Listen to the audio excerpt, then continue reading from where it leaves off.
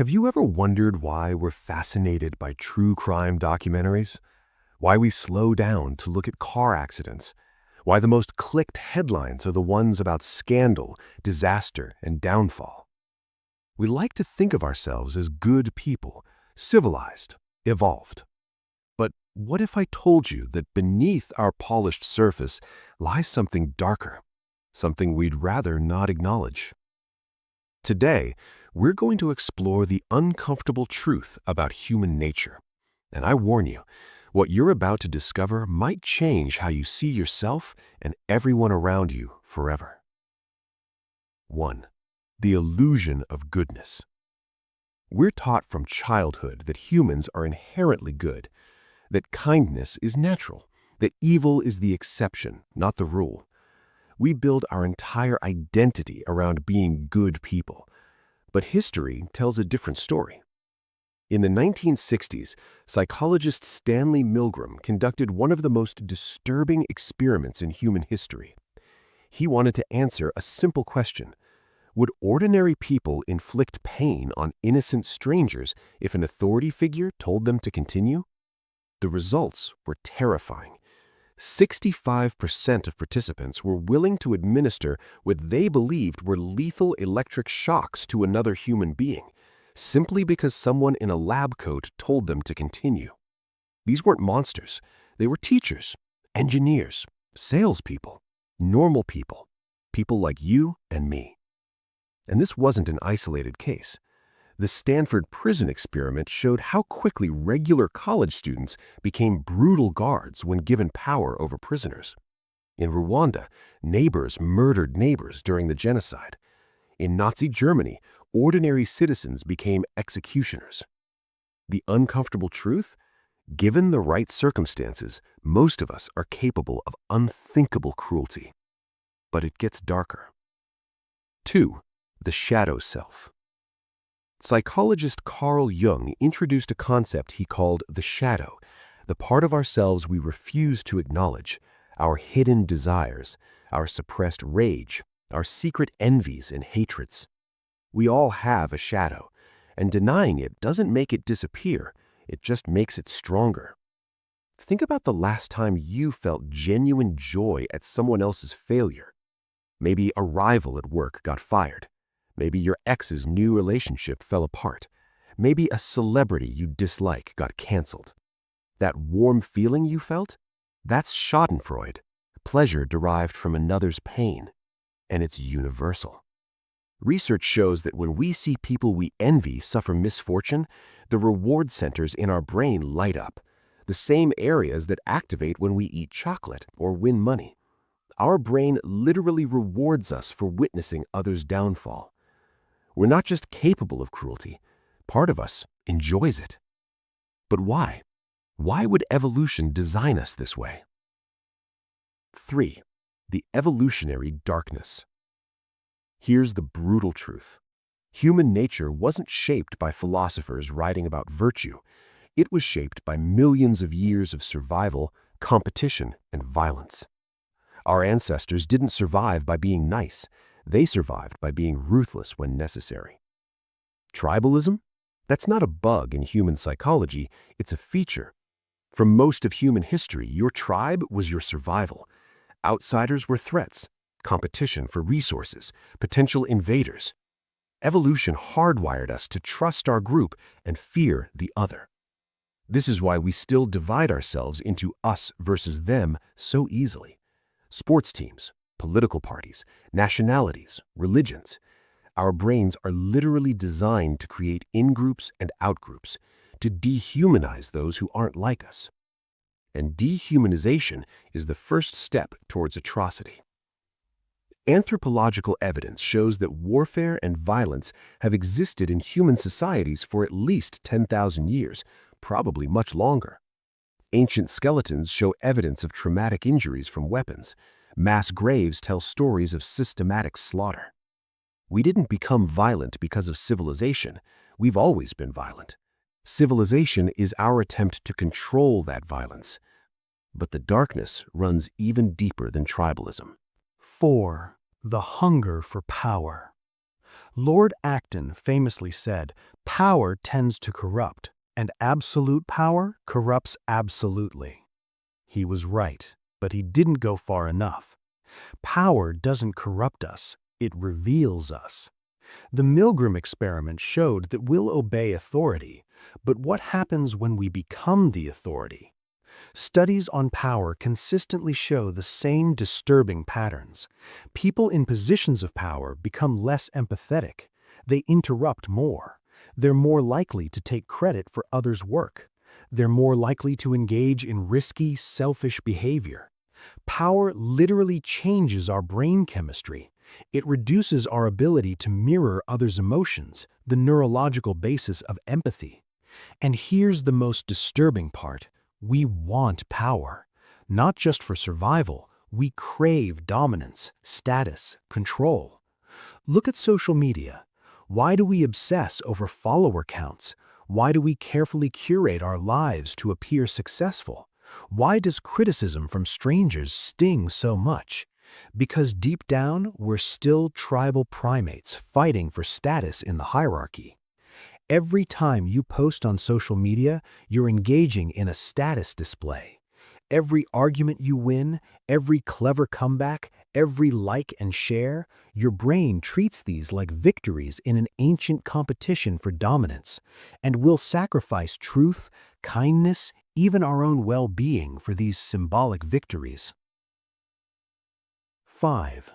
The mask we wear.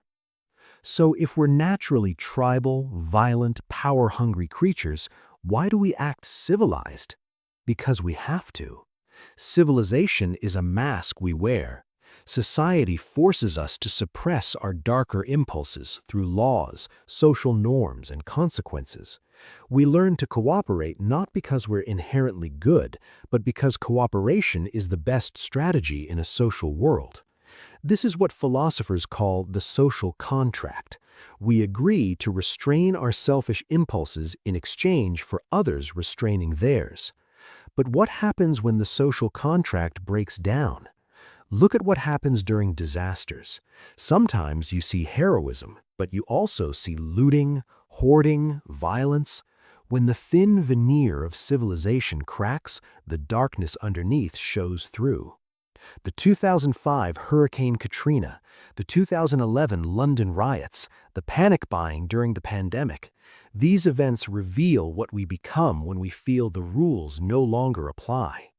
We're cooperative, but our cooperation is conditional, fragile, built on mutual benefit, not inherent goodness. And nowhere is this more clear than in how we treat anonymity.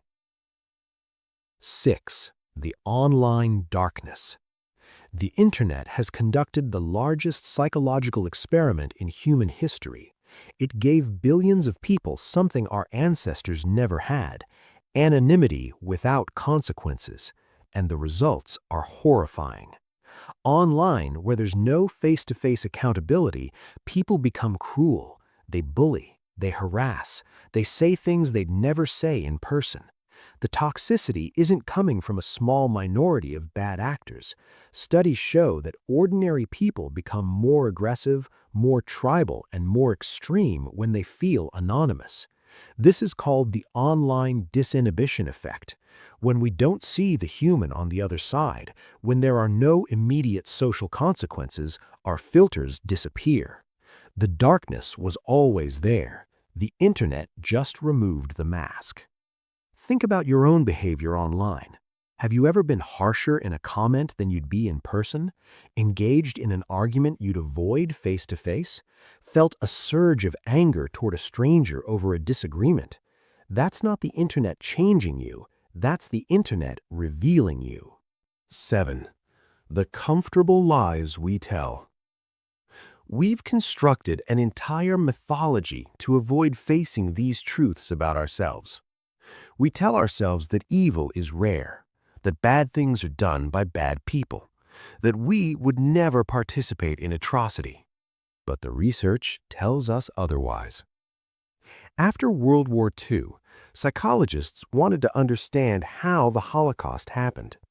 They expected to find that Nazis were psychologically different, more sadistic, more disturbed than normal people. They were wrong. Hannah Arendt, observing the trial of Adolf Eichmann, coined the phrase, the banality of evil. Eichmann wasn't a monster.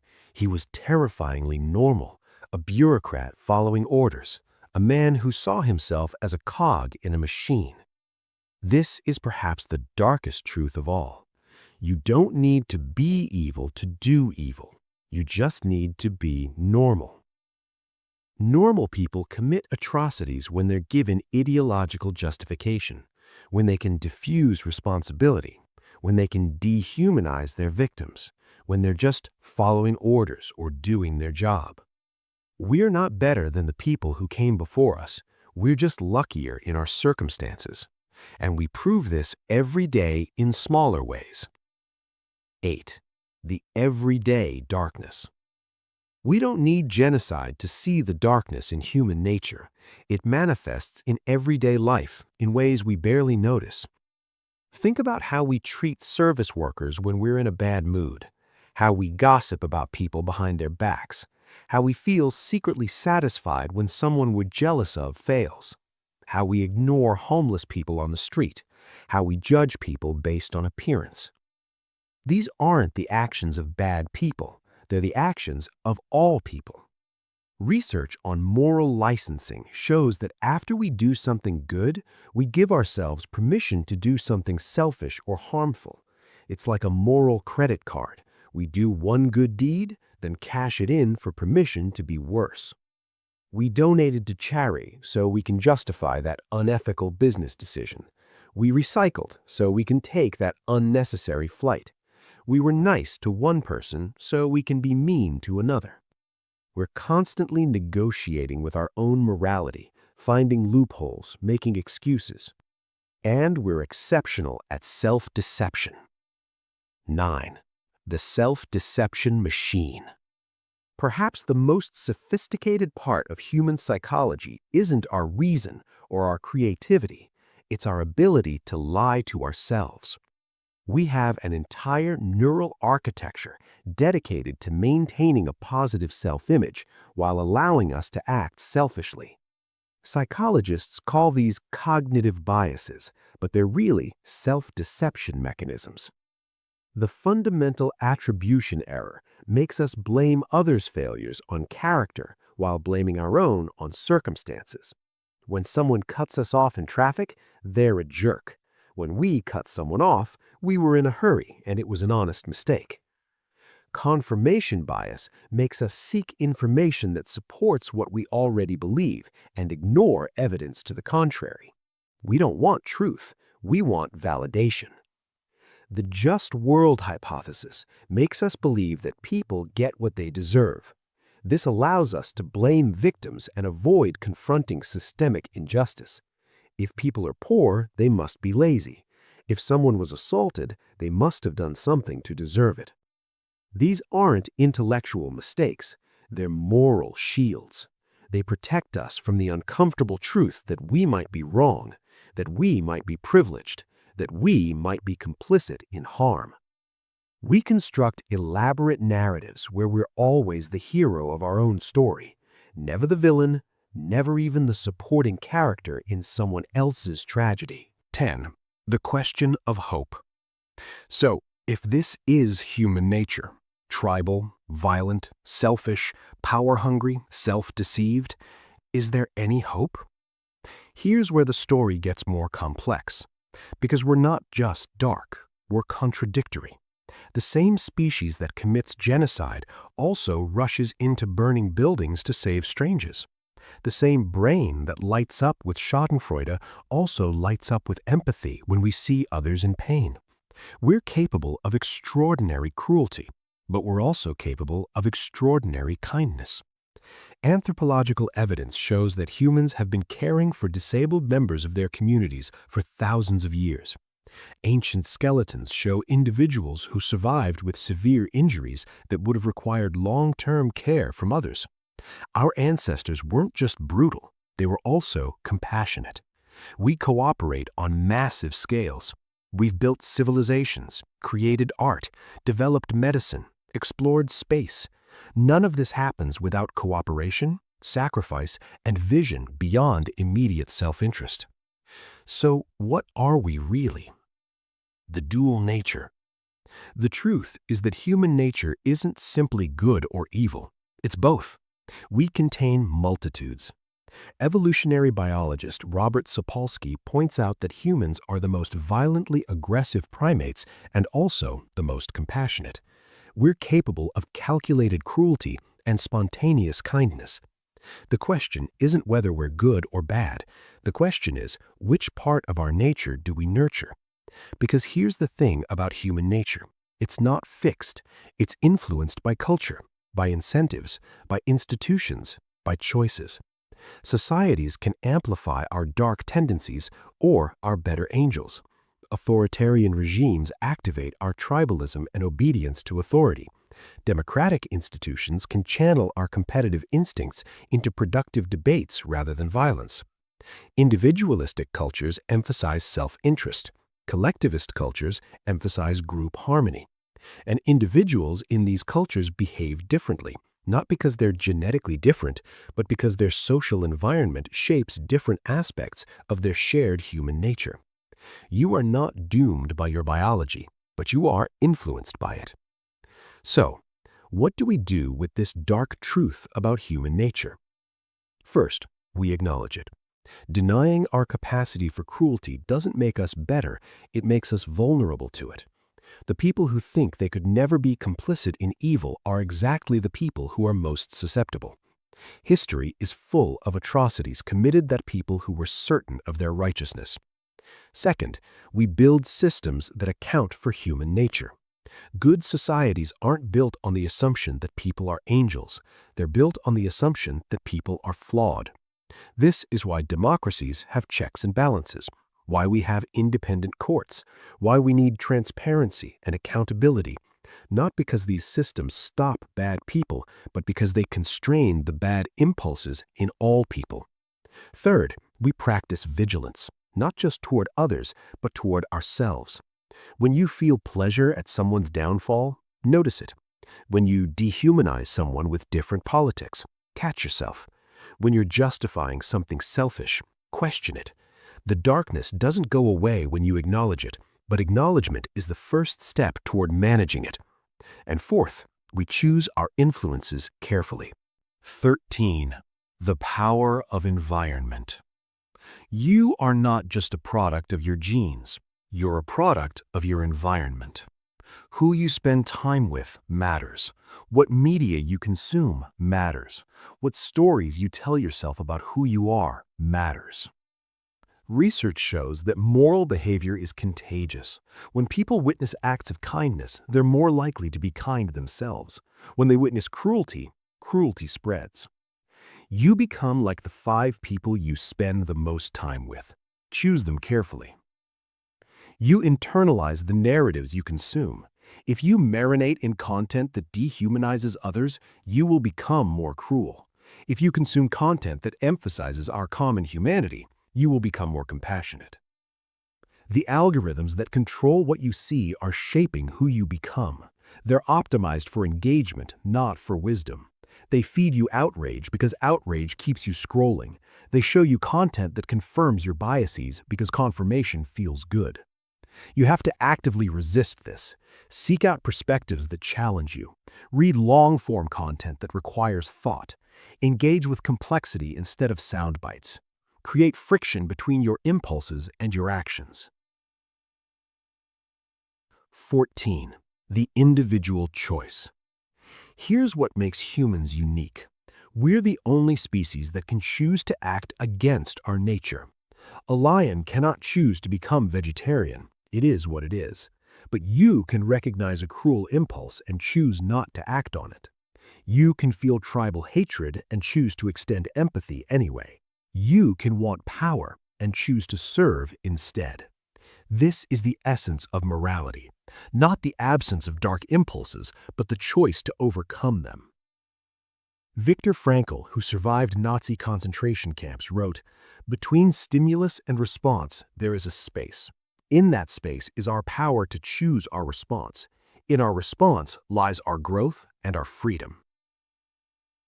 You will feel tribal, that's human nature, but you can choose to recognize our common humanity anyway. You will want status and power, that's human nature, but you can choose to use whatever power you have to help others. You will feel schadenfreude, that's human nature, but you can choose to cultivate compassion instead. The darkness is part of you, but it doesn't have to control you. Every day you make thousands of small choices, to be patient or cruel, to be generous or selfish, to seek understanding or to judge. These choices seem insignificant, but they compound. You are not your worst impulse, but you are the sum of your choices. 15. The ultimate truth.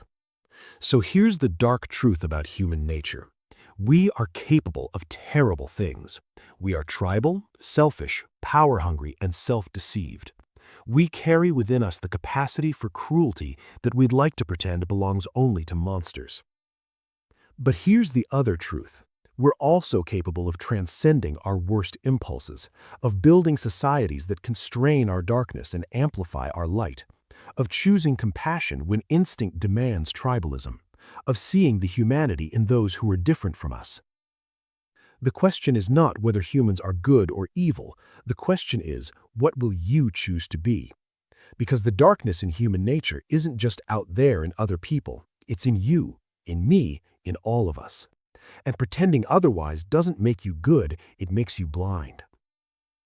The people who've done the most good in history weren't the ones who denied the darkness. They were the ones who acknowledged it, in themselves and others, and chose to fight it anyway. Martin Luther King Jr. understood the depth of racial hatred yet fought for reconciliation. Nelson Mandela endured decades of oppression yet chose forgiveness over revenge. Malala Yousafzai was shot for advocating education yet continues to advocate for her enemy's humanity. These aren't people who believed humans are inherently good. They're people who chose to be good despite knowing how dark we can be. Closing. The dark truth about human nature is uncomfortable. It challenges our self-image. It removes the moral superiority we like to feel. But it also frees us. Because if we're all capable of darkness, then we're all responsible for choosing light. If we're all flawed, then we can all practice compassion for others and ourselves. You are not a monster, but you have the potential to be one under the right circumstances, and so does everyone else. This isn't pessimism, this is realism, and realism is the foundation of wisdom.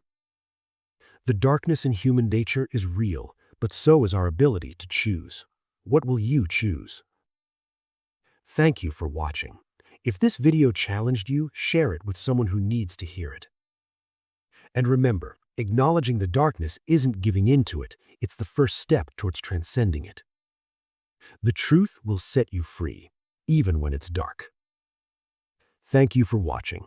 If you found this video helpful, please like, share, and don't forget to subscribe.